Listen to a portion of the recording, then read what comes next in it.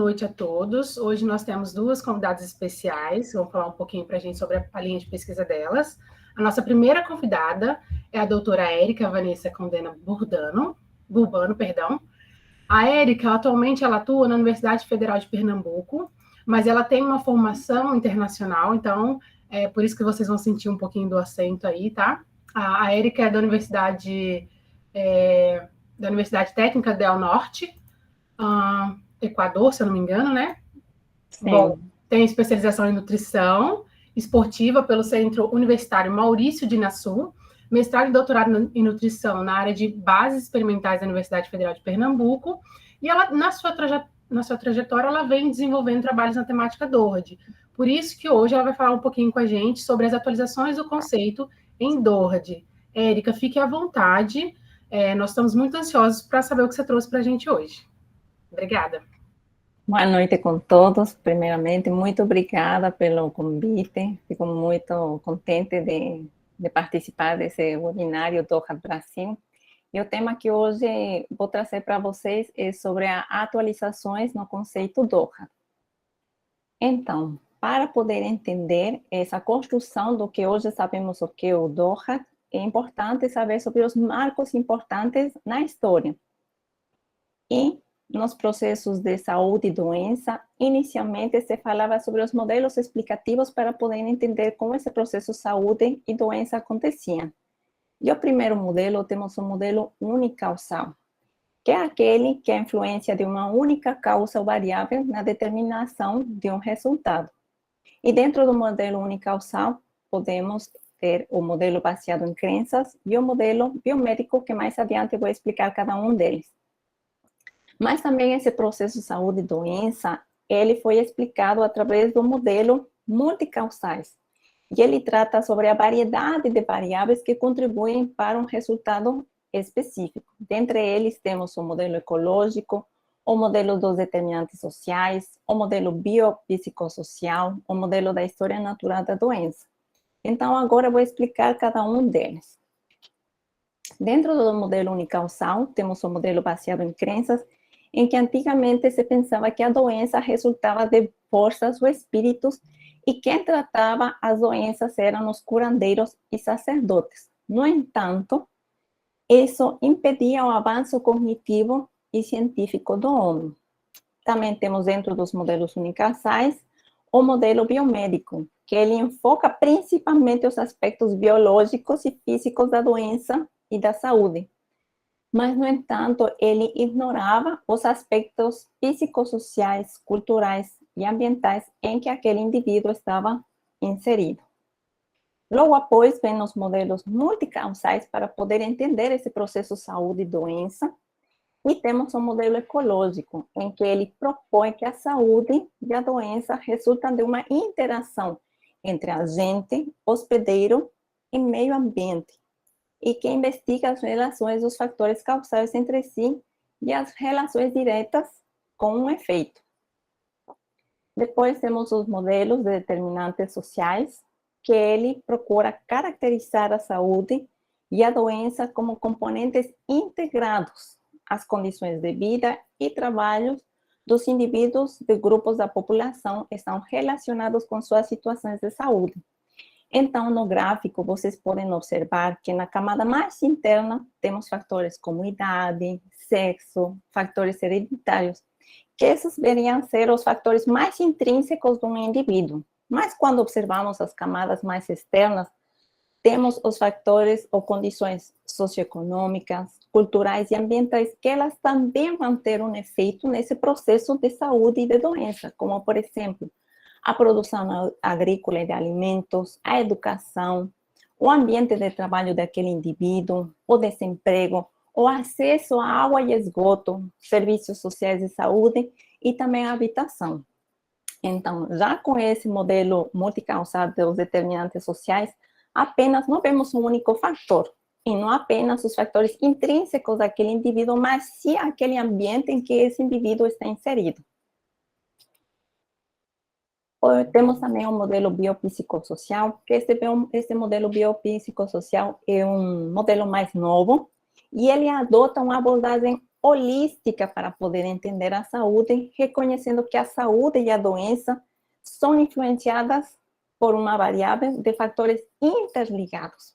E ele traz, dentre esses fatores, o fator biológico, como a genética e fisiologia, e traz esse fator psicológico, as emoções, os pensamentos e comportamentos que também vão atuar nesse processo de saúde e doença, e os fatores sociais, como educação, renda, acesso à água, moradia e condições de trabalho. Então, se observamos os anteriores, este modelo biopsicossocial já traz os fatores psicossociais. Também temos o modelo da história natural da doença, que até agora são usados sobretudo pela epidemiologia para poder descrever a progressão típica de uma doença em uma população, desde sua origem até sua resolução, incluindo os estágios de período pré-patogênese, período patogênese, e também levando à incapacidade daquele indivíduo ou a sua recuperação.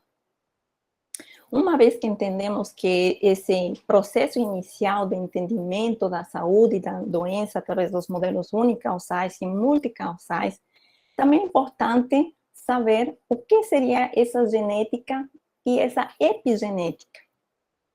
Sabemos que a genética é o estado de saúde que está relacionado principalmente a quê? A presença de uma composição cromossômica e genética normal. Se vocês observam no gráfico A, podemos observar a junção de uma gameta, das duas gametas, o espermatozoide e o ovócito, formando um indivíduo com 46 cromossomos. Mas a epigenética, ela que traz o conceito em que essas gametas, tanto o óvulo como o espermatozoide, eles carregam uma memória do estilo de vida, tanto da mãe como do pai, e que isso pode trazer modificações epigenéticas e, portanto, que podem ser transmitidas à prole e afetar suscetibilidade ao desenvolvimento de doenças em início precoce ou tardio. A epigenética, ela estuda as mudanças hereditárias e estáveis na expressão gênica, que elas ocorrem por meio de alterações no cromossomos, mas não na sequência do DNA. E ela, apesar de não alterar diretamente a sequência do DNA, ela atua por mecanismos epigenéticos, que depois vou explicar quais são esses, que podem regular a expressão gênica, por meio de modificações químicas que acontecem nas bases nitrogenadas no DNA e mudanças na superestrutura cromossômica na qual o DNA está empacotado. E então, no gráfico podemos observar que esses mecanismos epigenéticos que vão regular a expressão gênica podem acontecer através da modificação das histonas, através da metilação do DNA e também através da regulação da expressão do RNA não codificado. Uma vez que entendemos o que é a genética, a epigenética, é importante entender o que é esse genótipo. O genótipo nada mais se refere à composição gênica de um organismo, ou seja, o conjunto específico de genes que um organismo carrega. Ele determina as características hereditárias do pai e da mãe, incluindo características físicas, bioquímicas e funcionais. Mas o que seria esse fenótipo? O fenótipo é o produto de interações entre esses genes e entre o genótipo e o ambiente. Então, podemos observar na imagem que o fenótipo são as características observáveis de um indivíduo que interage com o meio ambiente, por exemplo, com a contaminação, com a alimentação, com o tipo de estresse que o indivíduo pode passar, o tipo de moradia, o acesso à saúde, também como vimos nos outros modelos, o acesso à água potável, o esgoto, a educação, todos esses fatores que esse indivíduo vai estar inserido vão determinar esse fenótipo, essas características observáveis naquele indivíduo. E também é importante entender o que seria a plasticidade fenotípica na construção do que hoje conhecemos como DORA. A plasticidade fenotípica é a capacidade de um genótipo de produzir diferentes fenótipos, ou seja, diferentes características observacionais, quando expostos a diferentes condições ambientais. No gráfico podemos observar, na parte de baixo, diferentes condições ambientais e o fenótipo, e aquele indivíduo, ele pode apresentar, esse indivíduo pode não apresentar uma plasticidade, mas também aquele indivíduo, ele se pode adaptar. Aí podemos observar no primeiro gráfico, esse indivíduo não é plástico, ele, naquele ambiente que ele está inserido, ele não apresenta nenhuma mudança, mas também pode apresentar um fenótipo que se adapte àquele ambiente e esse indivíduo consiga sobreviver. Mas também um indivíduo cuja plasticidade ele não consiga se adaptar, por exemplo, àquele ambiente hostil em que se desenvolve, apresentando, por exemplo, doenças.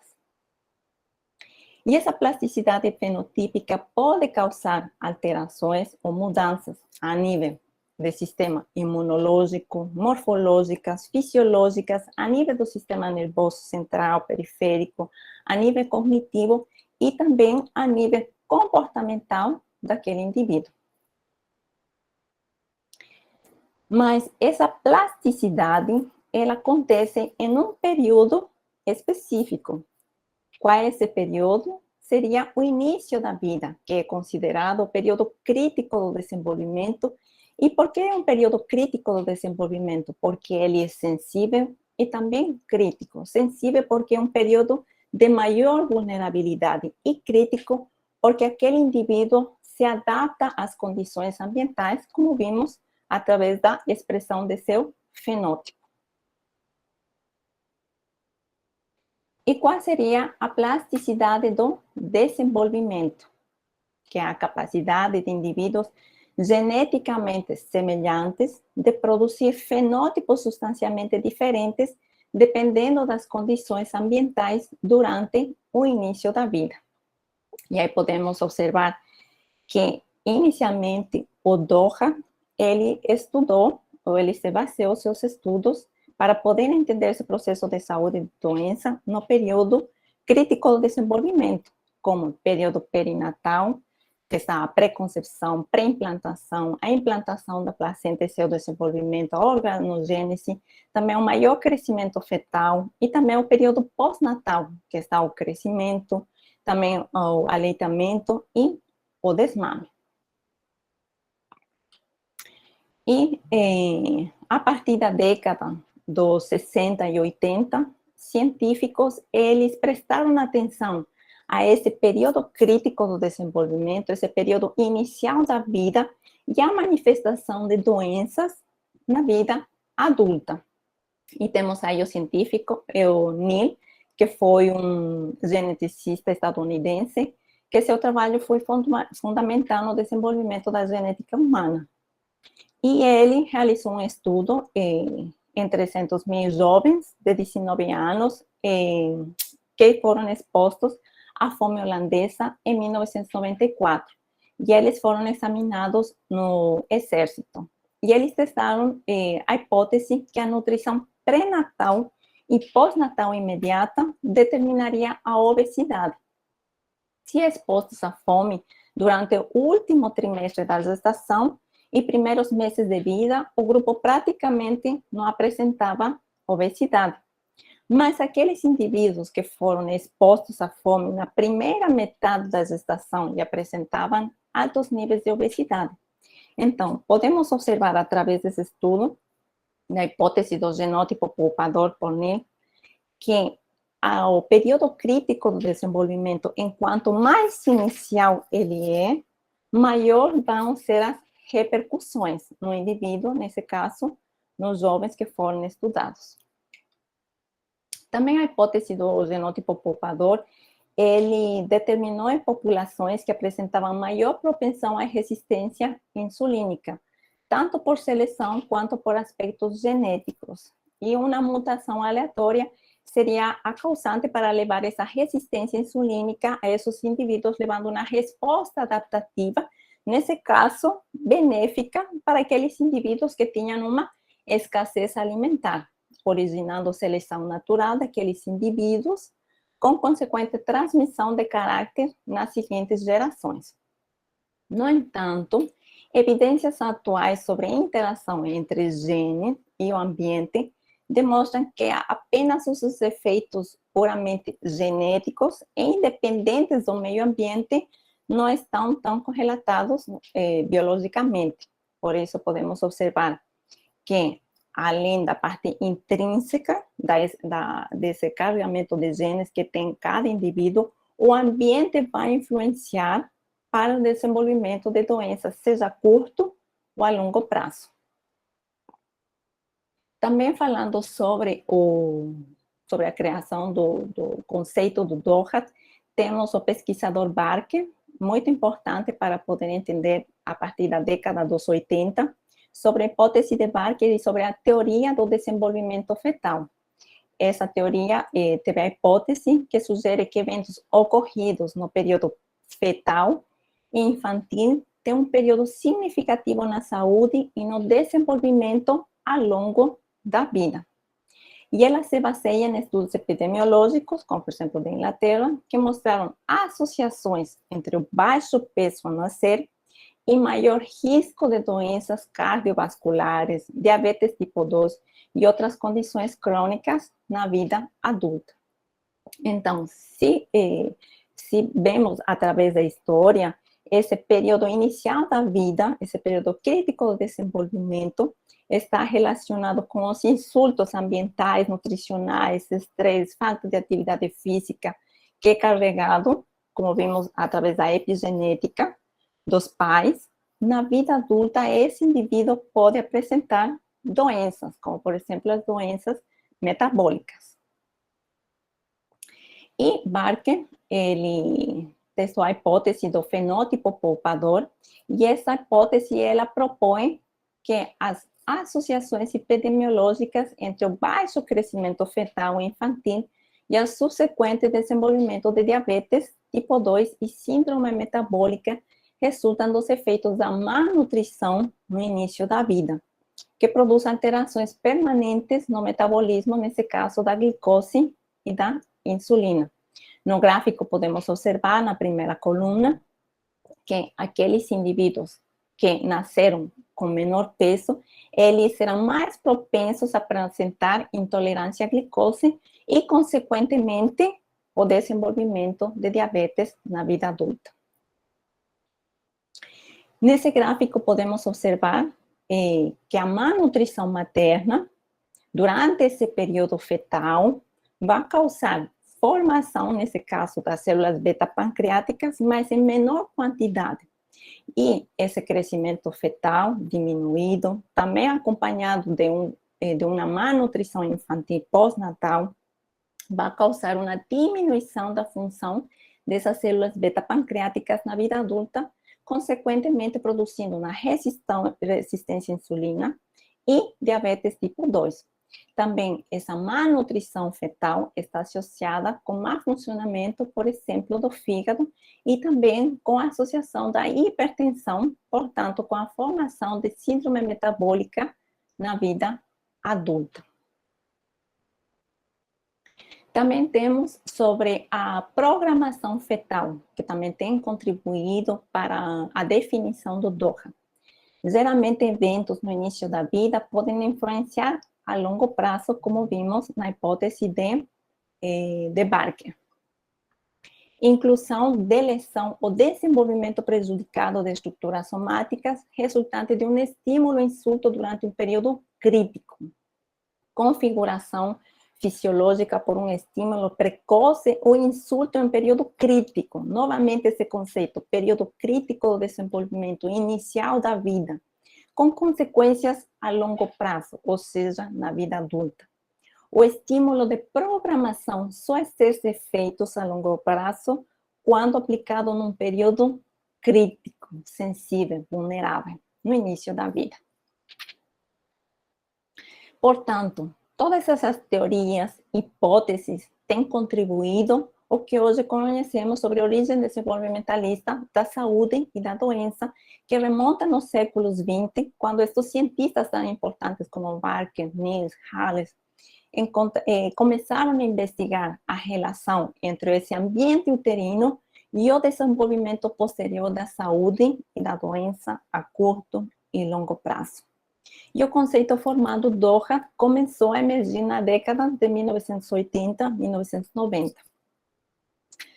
Trazendo para o Brasil, temos aqui na Universidade Federal de Pernambuco, temos a Unidade de Estudos em Nutrição e Plasticidade Fenotípica, que tem esse olhar para o estudo do DORA, nesse período crítico do desenvolvimento, estudos que tenham sido desenvolvidos com dieta hiperlipídica durante esse período crítico do desenvolvimento, também a falta de oxigênio na paralisia cerebral, e também as estratégias para tentar mitigar os efeitos deletérios que são causados durante esse período crítico do desenvolvimento, como, por exemplo, o estudo dos polifenóis, que podem atuar nessa epigenética, modulando a expressão dos genes e, portanto, modulando a expressão das doenças na vida adulta.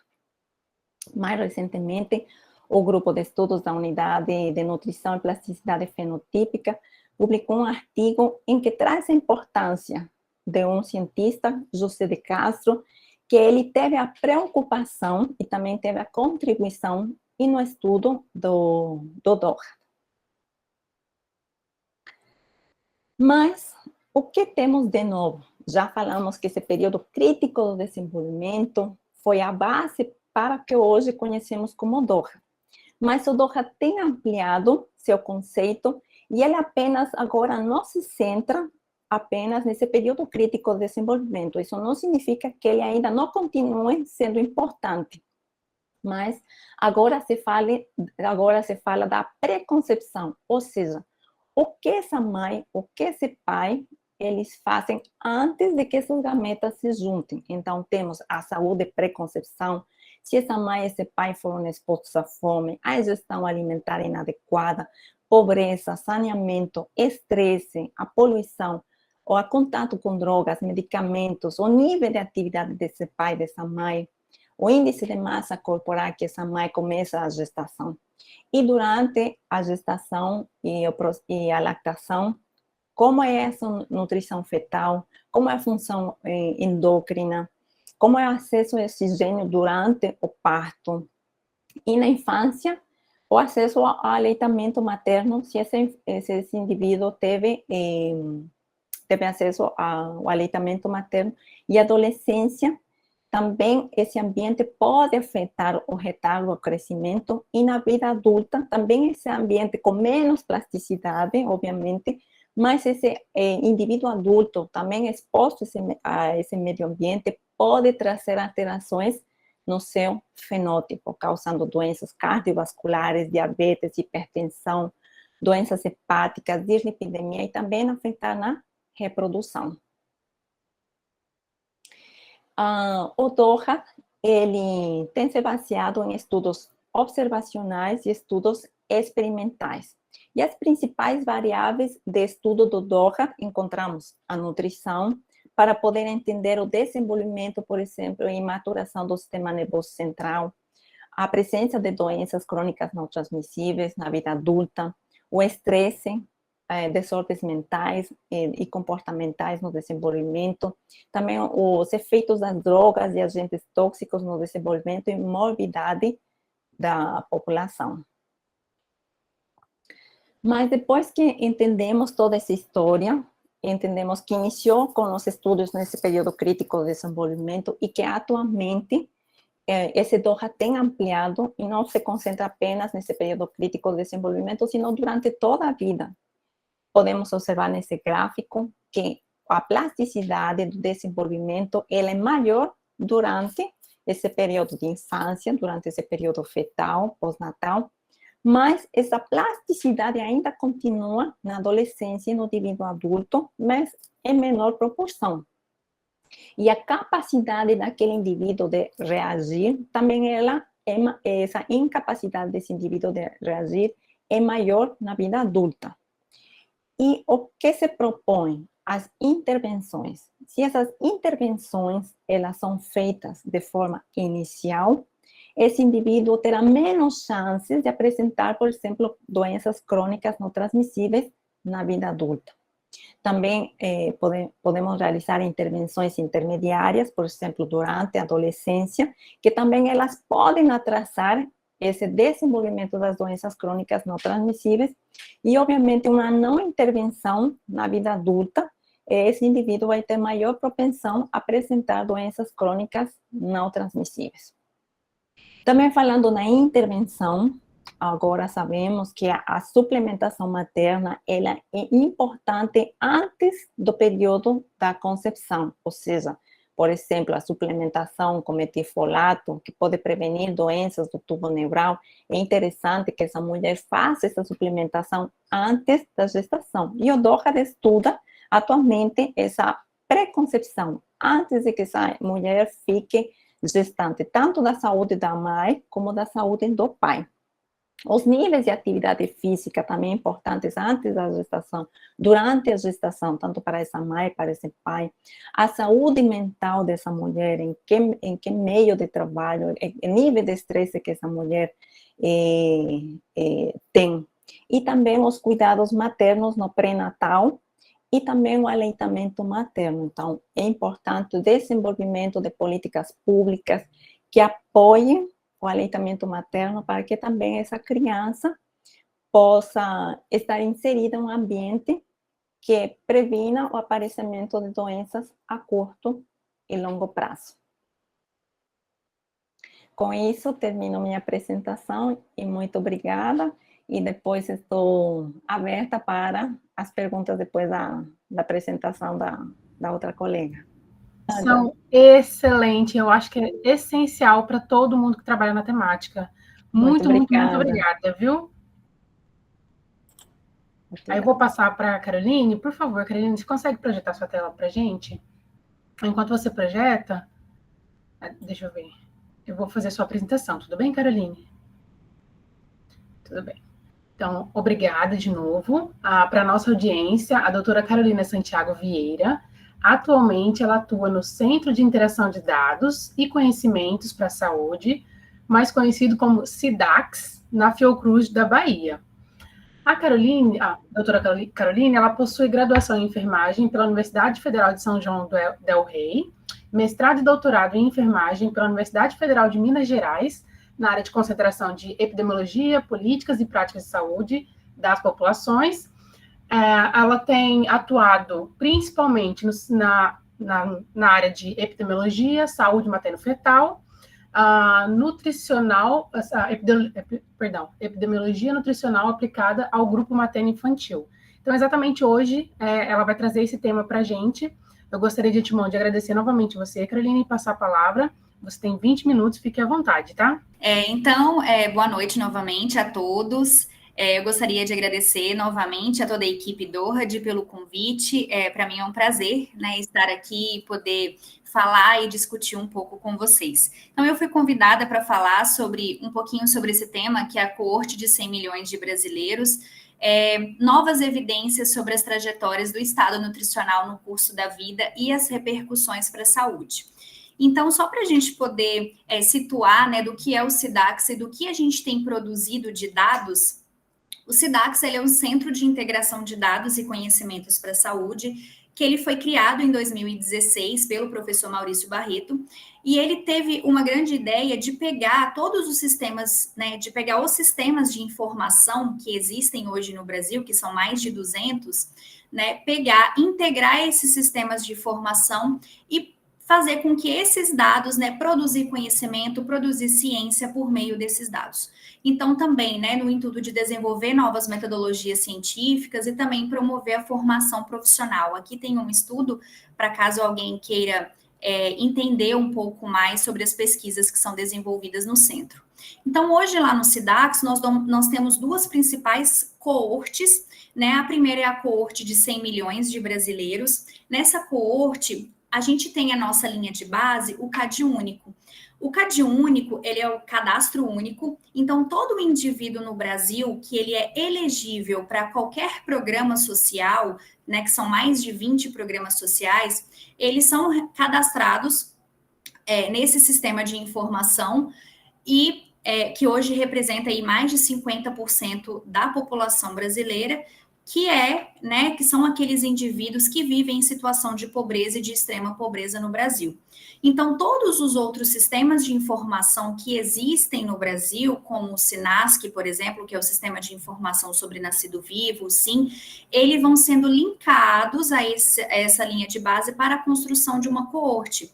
A mesma coisa na coorte de nascimento.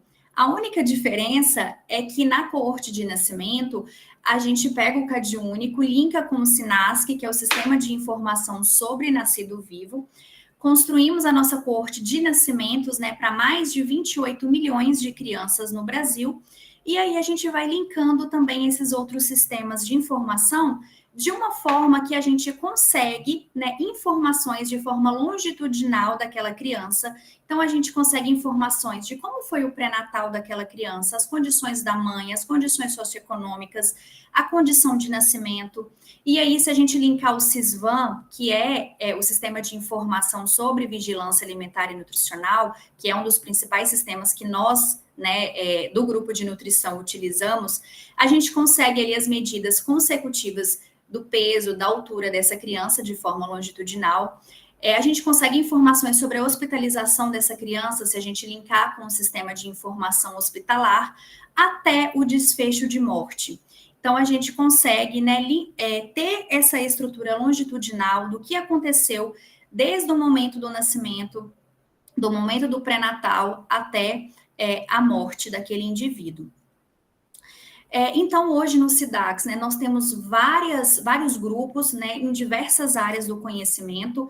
Eu integro o grupo de nutrição materna e infantil, onde nós publicamos, né, recentemente esse protocolo, onde pode ser encontrado todos os objetivos e todos os estudos que nós estamos desenvolvendo atualmente sobre a nutrição materna e infantil, com os dados linkados, né, e que são produzidos lá no SIDAX.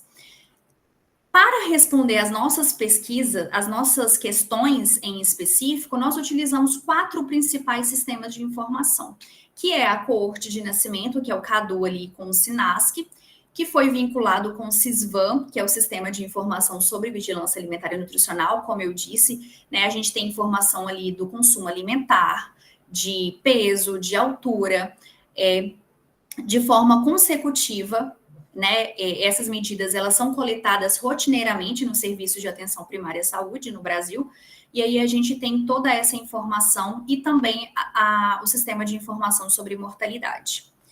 Bom, brevemente, né, só para poder entender um pouquinho como é feita essa vinculação desses dados. De 2 formas, basicamente. Quando nós temos um identificador único, por exemplo, o CPF. O CPF, ele é um identificador único de cada cidadão no Brasil, ele não muda, né? Todo indivíduo que ele é cadastrado no CadÚnico, ele recebe também um número de identificação social. Aquele número é daquele indivíduo e ele não muda.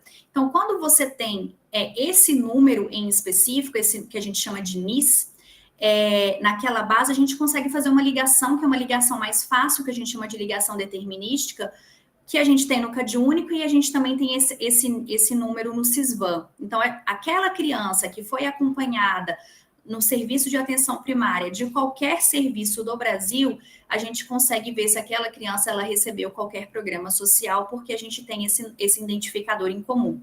Agora, quando não tem, que é a maioria dos casos, e aí dificulta um pouco mais, porque a gente precisa utilizar atributos chaves. Então, a gente precisa utilizar nome da mãe, o nome da criança, idade, data de nascimento, o município de residência, ver todas essas características em uma base, ver se essas características se encontram nessa outra base. Para isso, é um índice de similaridade por uma ferramenta que foi também criada por pesquisadores no SIDAX, que chama SIDAX-RL.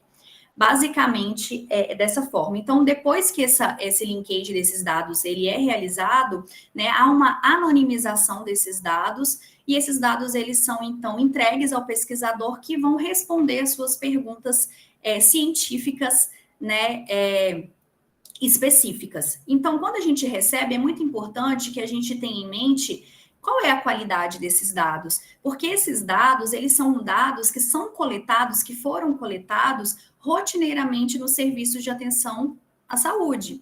Não são dados que foram produzidos para ciência, produzidos, né, para fazer ciência. Então, falando especificamente do CISVAN, né, a gente então fez esses 2 estudos avaliando a qualidade dos dados. O primeiro, a gente avaliou a qualidade dos dados antropométricos, né, das crianças entre 2008 e 2017, e a gente observou mesmo uma melhoria substancial ao longo dos anos, quando a gente fala de cobertura, quando a gente fala de completude dessas variáveis também. E também nós avaliamos a questão longitudinal, como a criança ela é pesada e medida, né, longitudinalmente, a cada consulta dela, a gente vai avaliando, essa medida atual, ela é compatível com a medida anterior? Essa criança, ela perdeu a altura? A gente sabe que a criança não perde a altura. Então, essa limpeza longitudinal, ela também foi avaliada por critérios de acordo com plausibilidades biológicas, e a gente avaliou também toda essa qualidade dos dados. Então, depois que a gente faz isso, então a gente começa, né, a desenvolver os nossos estudos, responder as nossas questões em específico. E aí eu trouxe 3 estudos aqui, que foram publicados recentemente. Esse primeiro foi, eu vou falar um pouco mais, que foi o estudo que eu liderei, onde nós evidenciamos o aumento da altura e da obesidade em crianças no Brasil. Então, nesse estudo, a gente teve como objetivo, né, investigar como as trajetórias de altura e as trajetórias de IMC têm mudado em crianças brasileiras nascidas em 2 diferentes períodos do tempo após 2000. Então, nós pegamos a data, o ano de nascimento daquela criança, que nós tínhamos num período de 14 anos, de 2001 até 2014, dividimos em 2 grupos, as crianças que nasceram de 2001 a 2007 e as crianças que nasceram de 2008 a 2014, e comparamos essas trajetórias de acordo com esses 2 grupos. Brevemente, né, a gente utilizou aqueles sistemas de informação que eu já havia falado. Para esse estudo específico foi o Cadastro Único, o SINASC e o CISVAN. A gente conseguiu construir uma coorte para 6 milhões de crianças no Brasil, de idade entre 3 e 9 anos de idade. Os nossos principais resultados, então, a gente encontrou essa primeira figura, ela nos mostra uma trajetória de altura de uma criança de 3 a menor do que 10 anos, tanto para meninos quanto para meninas. O que a gente vê aqui? A trajetória azul, que é a trajetória superior, é a trajetória das crianças que nasceram entre 2008 e 2014. Então, significa que as crianças que estão nascendo nas gerações mais recentes, elas possuem uma trajetória superior de altura, superior àquelas crianças que nasceram nas gerações mais recentes. E essa diferença foi em média de 1 centímetro. Quando a gente fala de trajetória de altura, né, é bem importante, assim, a gente sabe que a altura ela varia consideravelmente entre os indivíduos, de acordo com os subgrupos, como, por exemplo, grupos étnicos raciais, que é um outro estudo que eu vou apresentar também, as classes sociais, as populações, né? Quando a gente olha para o contexto global, a gente sabe que há diferenças na altura final do indivíduo que podem chegar até cerca de 20 centímetros. E também nas diferenças nas tendências seculares, como eu apresentei nesse primeiro estudo. Um outro exemplo também foram com as crianças britânicas. Quando esses autores eles compararam as crianças que nasceram de 1946, que é representada por essa linha contínua, eles compararam com as crianças que nasceram na coorte de 1958, ou seja, um período ali de 12 anos. E eles também viram que essas crianças, elas aumentaram, em média, a altura, né, menor na infância, em torno de 1 centímetro, maior na adolescência, em torno de 3 a 4 centímetros, e na fase adulta foi menor também, em torno de 1 centímetro. Um pouco também do que a Érica falou, né, a altura, ela é um marcador do estado nutricional e da saúde no início da vida. E ela aumentou ao longo do século XX, principalmente, né, à medida que os padrões de vida melhoraram. O que a gente pode ver também é esse aumento, né, como a gente pode evidenciar esse aumento da altura também aqui no Brasil, né, devido às melhorias das condições de vida, das condições sociais, né, principalmente, né, ali por meio da redução um pouco da pobreza, o aumento da renda, né, as políticas de proteção social foram bem importantes e impactaram nesse aumento da altura aí dessas crianças no Brasil. Agora, a altura, ela é um conjunto de genética e meio ambiente, embora, né, os estudos trazem que essa influência ambiental, principalmente ali no início da vida, ela é muito mais importante, né, do que a herança genética dela.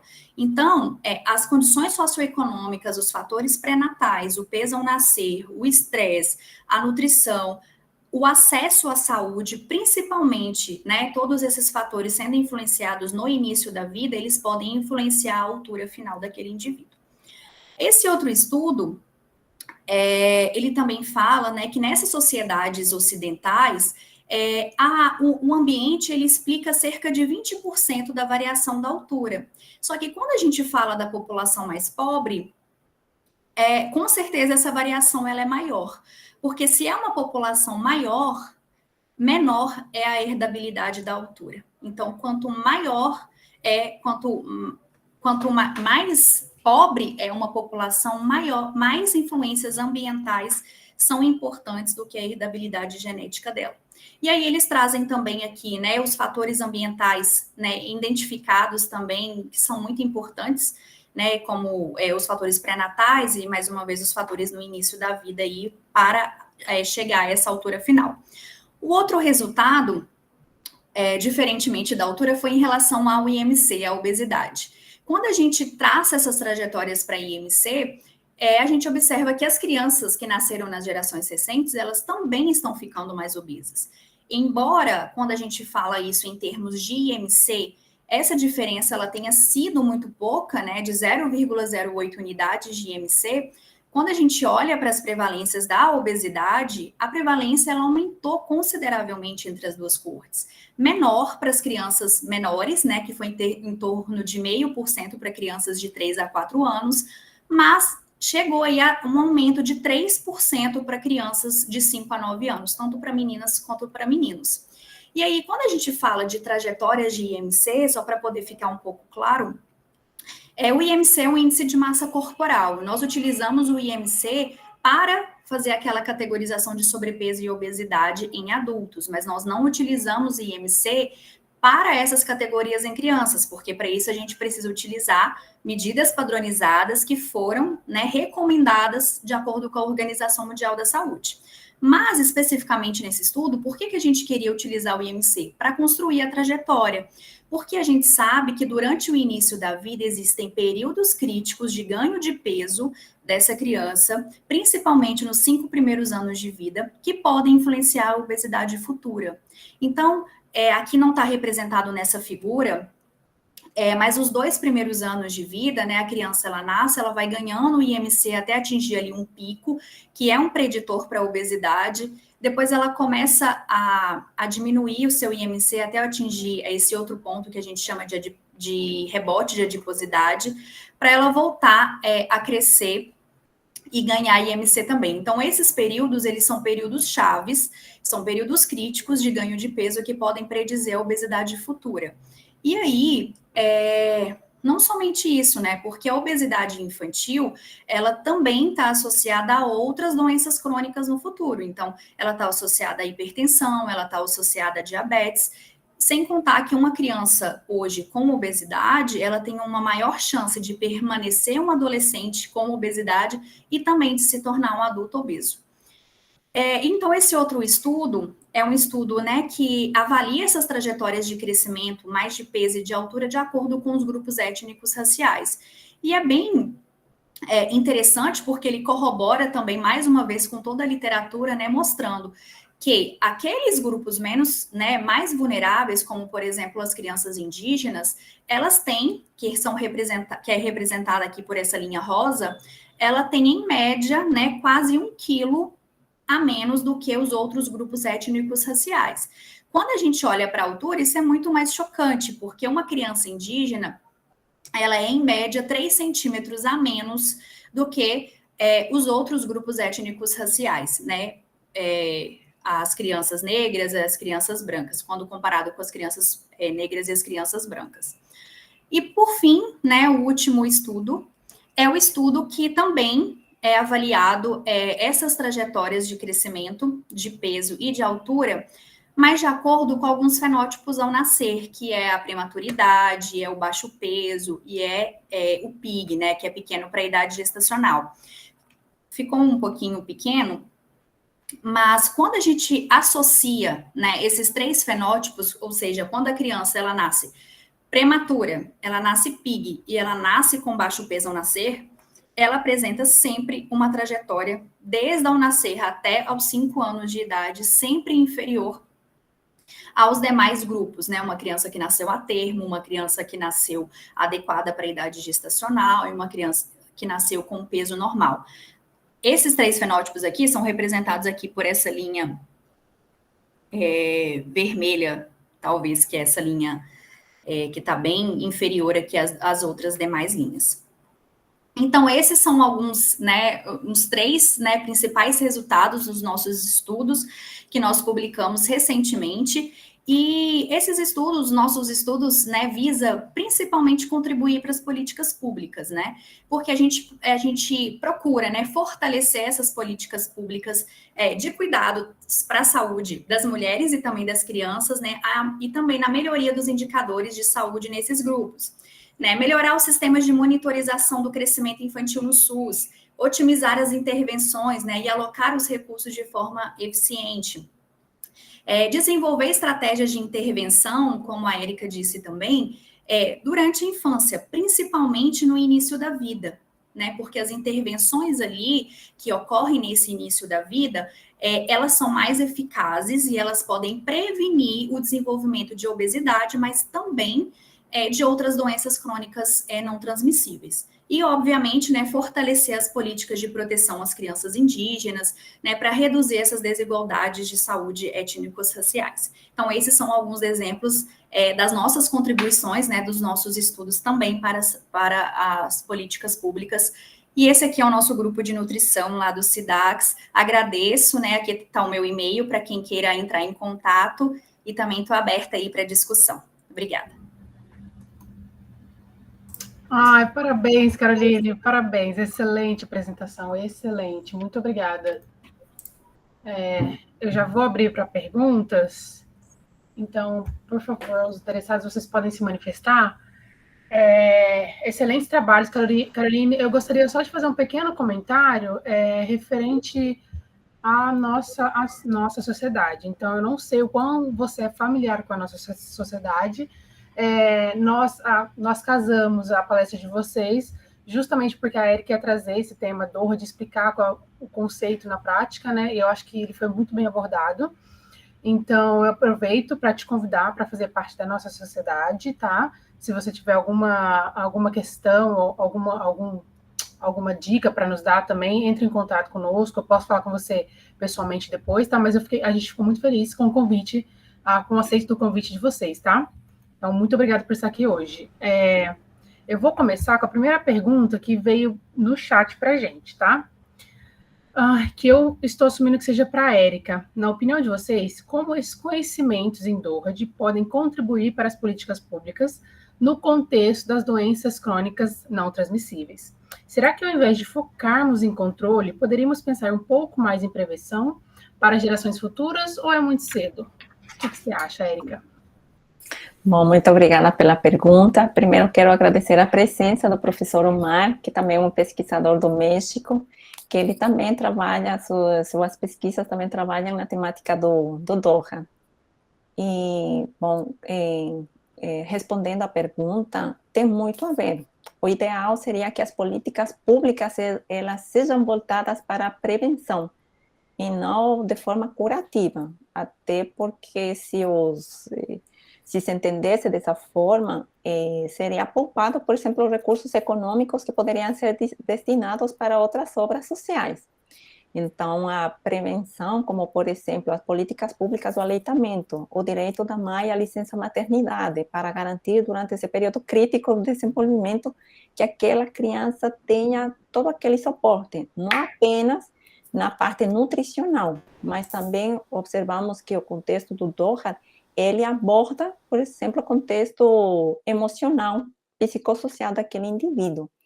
Então, seria muito, muito importante que, através de políticas públicas, se possa assegurar a saúde dos indivíduos, sobretudo nesse período tão vulnerável.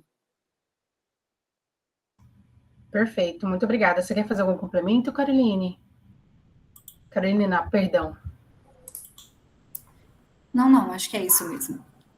Ok, aí eu vou fazer mais uma outra pergunta de aluno que chegou para mim, para a Carolina. Podemos observar hoje que, ao longo da história, a contribuição do conceito DORAD é inegável para a compreensão desses amplos fatores de predição. Mas, quando estamos próximos de romper a barreira acadêmica, ou seja, de tornar-se protocolos aplicáveis na atenção primária, por exemplo, a gente tem uma falha. Aí, a pergunta, na verdade, é para as duas. Como vocês acham que a gente poderia estabelecer maneiras para que a gente pudesse romper essas barreiras?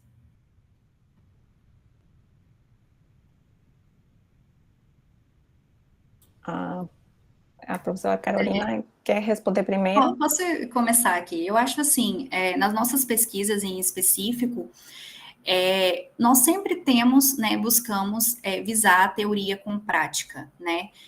A gente trabalha muito ligada com o Ministério da Saúde.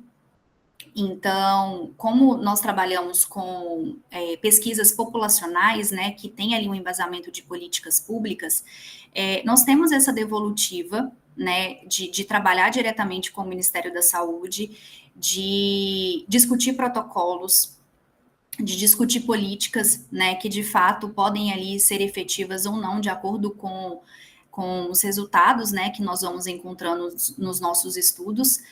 São algum exemplo, e também a gente tem que pensar muito, algo que a gente discute, sobre a barreira da disseminação científica, né, do conhecimento científico. Então, a gente tem muitas pesquisas, por exemplo, que a gente vai trazendo atores, né, como, por exemplo, ali, atores da comunidade indígena para dentro das nossas discussões, para que a gente possa extrapolar depois, discutir e extrapolar também depois junto com a gestão, junto com a ciência e também junto com com esse público, né, da comunidade, para que a gente possa construir ali projetos mais efetivos. Acho que é mais ou menos por aí.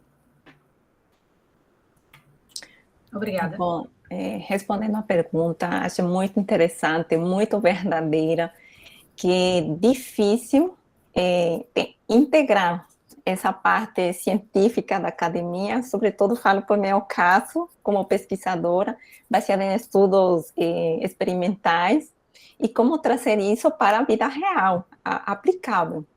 Então, poderíamos dizer que não estamos, essa barreira é difícil de ser quebrada, mas também, por exemplo, em estudos preclínicos, nós estamos dando informações para quem está na ponta da frente, quem está combatendo as doenças. Então, não é apenas que nós estamos aí e fechados, não. Tem profissionais da saúde que, quando eles querem fazer uma intervenção, eles vão atrás de primeiro estudos epidemiológicos em humanos. Ainda não tem estudos epidemiológicos em humanos, eles vão para os estudos pré-clínicos para poder ter uma conduta, por exemplo, medicamentosa. Então, essa barreira pode ser difícil para quem está na academia mesmo, fazendo ciência, mas também para aqueles profissionais que combinam as duas coisas, acho que facilita muito mais, porque tem a parte científica e também tem a parte da aplicabilidade. Mas, para quem está só na academia, acho que seria importante não ter esse pensamento que fica só naquelas paredes, não. Porque a informação, ela é para todos. Ela é disseminada agora com a internet e todo mundo temos acesso, e sobretudo profissionais da saúde, quando vamos atuar, se tivermos alguma dúvida, vamos atrás dessa informação científica. Perfeito. Érica, eu tenho uma pergunta pessoal. A gente viu recentemente que a gente tem a nova ementa que vai modular, né, a cesta básica da nossa população. E na palestra da Carolina, perdão, a gente viu que, né, isso é essencial, especialmente para a população mais vulnerável. A minha pergunta para você é mais biológica. Você falou de plasticidade fenotípica, né? Uhum. Então, quando que isso passa a ser, de fato, modulado, uma vez que a gente deixa de ter um insulto? Por exemplo, quando a gente pensa em obesidade, nessas doenças que são derivadas da má alimentação, por exemplo. Uhum. O estudo de Carolina é muito interessante, porque antigamente o que era observado, por exemplo, diminuição na estatura, que estava relacionado com quê? Com desnutrição. E agora Carolina, ela traz outro panorama, outra realidade, que ela muito claramente falou nessa janela, da em volta dos 5 anos, e que aquelas crianças elas estão com maior tamanho. Então, esse insulto nutricional pode ser uma hipernutrição. Então, esses indivíduos estão com uma estatura maior. Então, o que antigamente se estudava, se observava, agora estamos observando o contrário. E também nessas crianças, maior vulnerabilidade à obesidade, maior acúmulo desse tecido adiposo. E, como a Carolina explicou, que essas crianças vão ser mais suscetíveis a ser adolescentes obesos e, obviamente, adultos obesos. Então, essa plasticidade fenotípica, ela não foge do ambiente, como a professora Carolina trouxe. Temos nosso genótipo, nossa carga genética em nossos cromossomas, que isso não é mudado. Isso se forma quando, na junção das gametas. Mas o ambiente, os estudos epidemiológicos mostram, como o estudo da professora Carolina, que esse ambiente pode modular a expressão como uma característica física, que é a estatura. Perfeito. Então, agora eu vou dar voz à nossa audiência corajosa, né? E vou seguir a fila aqui das pessoas que se manifestaram. Então, a primeira pessoa a fazer pergunta será o Joaci. Joaci, fique à vontade. Olá, boa noite. Primeiramente, muito obrigado pelas palestras das duas palestrantes. Foi muito boa. Eu queria falar um pouco para a Érica, fazendo uma pergunta mais reflexiva, que no meu estudo, a gente se conhece, inclusive, eu e a Érica se conhece, a gente compartilha um orientador, que é o professor Raul Manhães.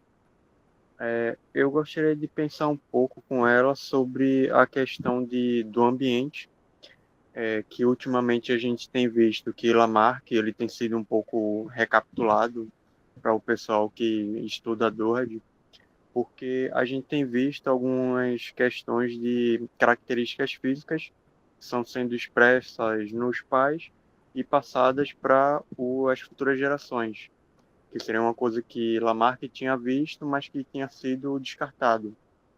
Hoje em dia sendo recuperado aos poucos. Eu fico pensando nisso, será que o ambiente ele poderia influenciar também comportamentos dos animais, do ser humano? Isso poderia ser passado de alguma forma para as futuras gerações?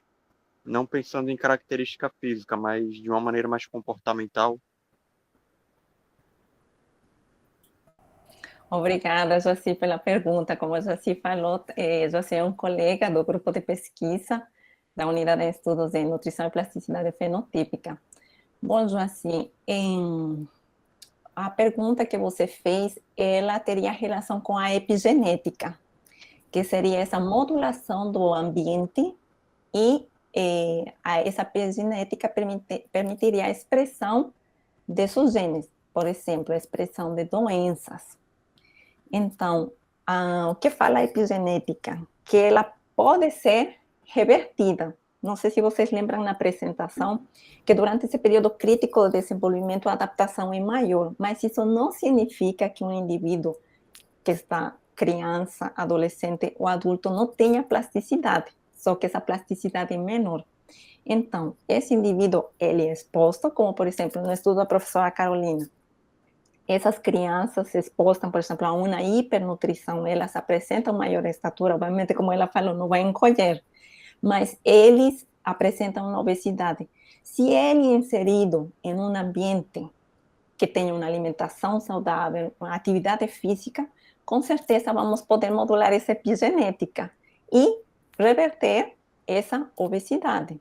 Então, mas isso não significa que seja uma cura. Por quê? Porque a expressão epigenética, ela é reversível. Se esse indivíduo, vamos supor, durante a adolescência, ele fez todas aquelas medidas de alimentação saudável, atividade física e revertiu essa obesidade, mas se na vida adulta ele novamente expôs esse ambiente hipernutrição, dietas hiperlipídicas, sedentarismo, ele tem a chance de apresentar obesidade. Carolina, você quer fazer algum complemento? Não, tá ok. Obrigado. Ok, agora, seguindo a minha lista, a professora Graziella. Fique à vontade. Boa noite a todos.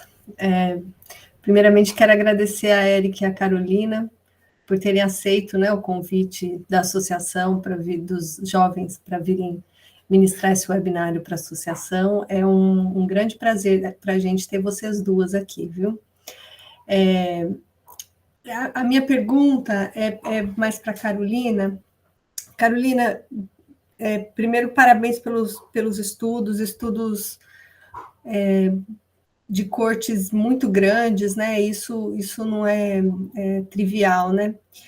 E a minha pergunta é a seguinte: se vocês fizeram alguma correlação dessas alterações de peso e de IMC com as mudanças de perfil alimentar que vem acontecendo na população. Por exemplo, a gente tem as fórmulas, né, que atualmente estão sendo bastante usadas na primeira infância, as fórmulas alimentares que substituem o leite.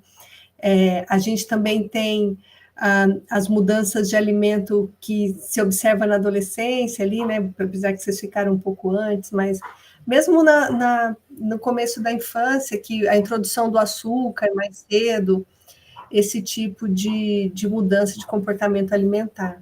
Vocês viram alguma correlação? Na verdade, existem sim, né, alguns estudos que nós estamos desenvolvendo no grupo ligado ao consumo alimentar dessas crianças. É claro que a gente não consegue avaliar tudo, porque, como eu disse, como a gente avalia ali o consumo alimentar, que é um instrumento que ele é padronizado, né, as variáveis ali não foi um instrumento construído por nós. Então, a gente trabalha com aquelas variáveis que já tem ali. Mas existem alguns estudos, sim, de uma pesquisadora em específico, que ela está avaliando essas questões do consumo alimentar e como esse consumo alimentar, principalmente na infância, né, nas crianças menores de 5 anos, eles têm mudado ao longo do tempo. Então, por exemplo, a questão dos alimentos ultraprocessados, a questão dos alimentos saudáveis. Então, como que isso tem sido alterado ao longo dos anos, principalmente para as crianças menores de 5 anos. Então, a gente viu ali, em um determinado grupo, né, aquelas crianças que consumiam alimentos saudáveis, elas permaneceram consumindo alimentos saudáveis ou elas mudaram para os alimentos ultraprocessados? Aquelas crianças que consumiam mais alimentos ultraprocessados na infância, elas permaneceram nesse grupo ou elas mudaram ou elas se tornaram piores ou elas se tornaram melhores, né? Então, esses também são resultado de estudos que estão sendo construídos lá e que em brevemente serão publicados também aí pelo grupo. Excelente, obrigada. Perfeito, fica o convite para uma próxima palestra, para a gente, né? Com certeza. Obrigada. Agora a professora Ana Elisa, sorry. Elisa. Obrigada, gente, muito boas as duas apresentações, quero parabenizar as duas, né, excelente qualidade da apresentação. E, assim, minha pergunta vai para a Érica, né, Érica trabalha aqui também conosco na unidade de estudos em nutrição e processamento fenotípico. Eu sei que a Érica trabalhou durante o seu doutorado com os polifenóis, eu ouvi ela falar um pouquinho rapidamente, né, porque em virtude de ser bastante objetiva, ela não pôde desenvolver. Eu queria saber, Érica, como é que você vê esses efeitos dos polifenóis no início da vida, sobretudo, tanto nos indivíduos sadios como aqueles que são acometidos por doenças perinatais. Como é que você vê esses efeitos, Érica? Obrigada, professora Anelisa, pela pergunta. Como a professora Anelisa falou, a unidade de estudos em nutrição e plasticidade fenotípica, ela tem estudado os efeitos dos polifenóis, como, por exemplo, campiferol, resveratrol, que também trabalhei durante o doutorado, e agora no pós-doutorado que vou trabalhar com a epicatequina. E estudos, eles já mostram sobretudo na modulação epigenética desses polifenóis na prevenção de doenças. Incluso tem estudos que relatam que os polifenóis eles podem atuar nas mesmas vias metabólicas de medicamentos, como, por exemplo, a metformina, que é um medicamento utilizado para controle da diabetes. Então, de uma forma geral, os polifenóis, eles vêm a modular, através da epigenética, a prevenção da manifestação de doenças. A nível perinatal, já, e sobretudo em estudos experimentais, não se tem muito embasamento científico. E por isso os estudos desenvolvidos na unidade, eles são muito importantes para a comunidade científica, que tem esse olhar nesse período crítico do desenvolvimento. Obviamente, o uso de um polifenol em um indivíduo que não tem nenhuma alteração, não teria se poderia ser uma justificativa. Se todo está normal, por que usar?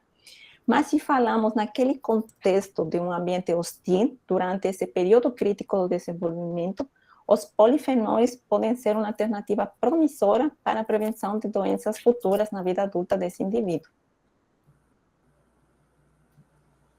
Obrigada, Érica.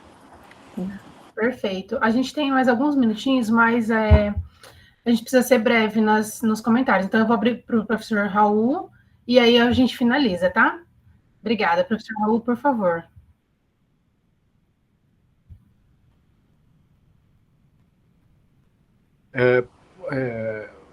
Eu fiquei tão feliz, sabe, porque eu vejo uma baiana e uma equatoriana pernambucana, sabe, falando aí, eu achei tão bonito.